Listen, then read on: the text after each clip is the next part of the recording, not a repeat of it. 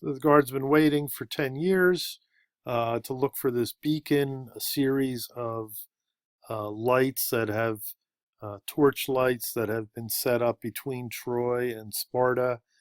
This was Clytemnestra's doing so that she can know right away when Troy is conquered, so that she knows when Agamemnon's coming home. So she's getting rid of all the doubt and surprise there. So he's been waiting all those years, but been a tough wait. It's tough to be back, on the home front when the war's going on. You don't know who's living and dying. You don't know who's going to come back. You don't know when things are going to end. A lot of things, right? So it's a classic sort of uh, home front, war home front sort of story here. But it's also um, the guard is also indicating that there's more than that is making people anxious and fearful, right? So he's hinting uh, at Clytemnestra and her rule.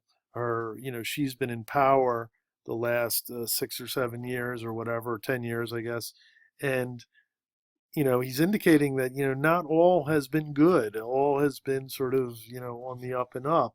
He doesn't say exactly what the problem is, right?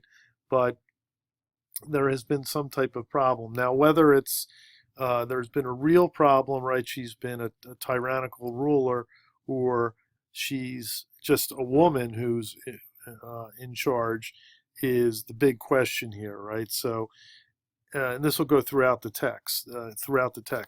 Is the critique of Clytemnestra, is it a fair critique?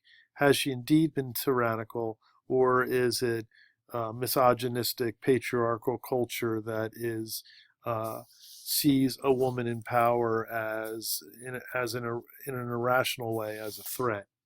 So anyway, we have the guard, right, and then we have the chorus. The chorus is, whereas the guard was more narrative, very sort of, hey, here's what's going on, right? The chorus comes across as being totally sort of, out there in this sort of poetic, metaphorical, mystical way. So they're old men who are, they're not really, they're in a daze.